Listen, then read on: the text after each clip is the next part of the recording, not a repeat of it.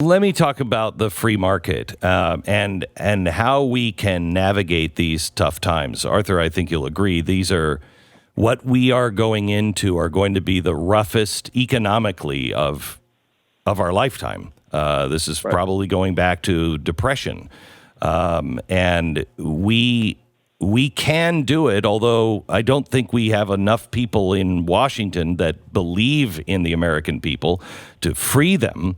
And we are doing all kinds of things that go against the free market. I've been pushing for America to be called an economic what was it, Stu? An economic empowerment zone. That we are that we relax some of these things and encourage people to get back to work. But I think the opposite is also being pushed. How do we navigate these without eating each other and without losing our freedoms? Well, to begin with, we should remember, I mean, people are saying that this is an indictment of capitalism, what's actually happening during the COVID-19 epidemic. And that's, of course, ridiculous. What? I mean, I know. I mean, the whole, what's going on today with a moribund economy and, people not being able to do what they need to do with their work, that's like any Tuesday in socialism. This is the exception to the rule in capitalism. And it's worth pointing out that only capitalism is going to save us. Nobody thinks that some dictatorship is going to develop the COVID-19 vaccine. That's coming from capitalism. We may be messy. We may be, like protesting all the time and not being able to get along. Sure. That's because we have a lot of freedom. But we will solve this crisis, and we will solve it for the rest of the world, mark my words. Now, what do we need to remember about ourselves, remember about our culture?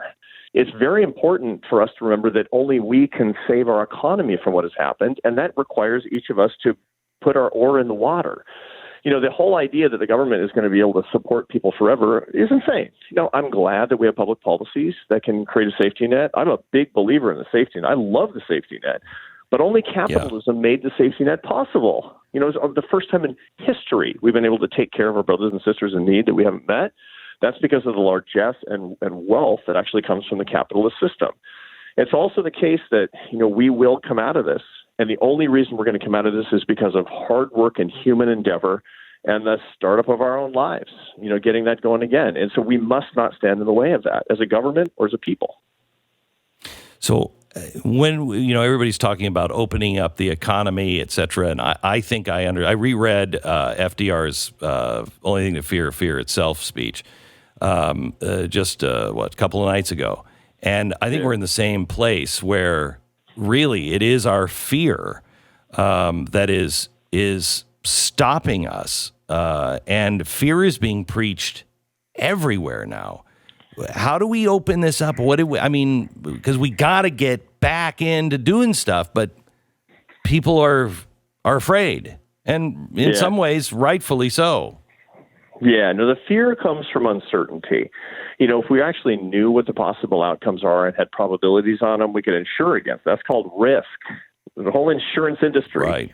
But there's no insurance. You can't buy an insurance policy against uncertainty, and that a little part of the brain called the amygdala that gets stimulated and gives you, discomfort when and it kept you alive. I mean, all of us are alive today because we jump out of the way of a moving car.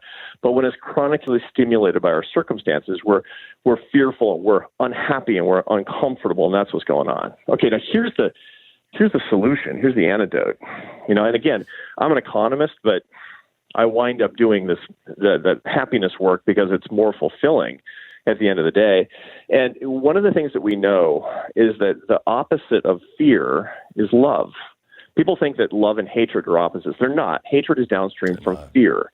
So when you have too much fear in your life, and a lot of people are really fearful, the answer is not to try to stomp out the fear. You need to drown it in love. And so this is what we actually need. It gets back to the early part of our conversation about oxytocin and loneliness and relationships and faith and family and friends. And it all comes into this, seamless garment of truth, which is that if we feel fear, we need more love. And that's the only thing that's going to solve the problem. And this is why Martin Luther King won. Yeah, that's right. We have a fear-based He was preaching love when, Go ahead.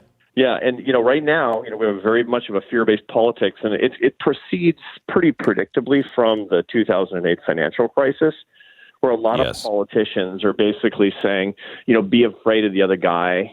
Somebody's got your stuff, and I'm going to get it back. And I understand that rhetoric, but it can't last forever. Ultimately, look, you and I have strong views. We're free marketeers.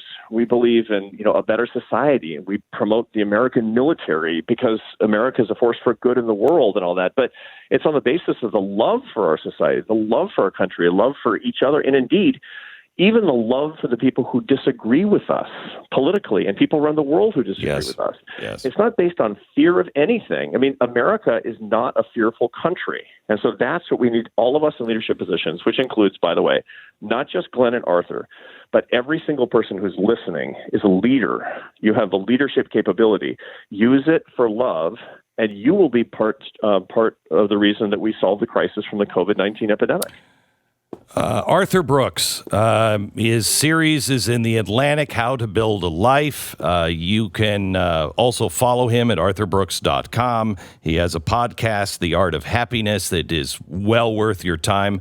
And if you are at home and you've watched everything on Netflix, you think you haven't seen one of the best documentaries, I think, made on the free market, and it is called The Pursuit.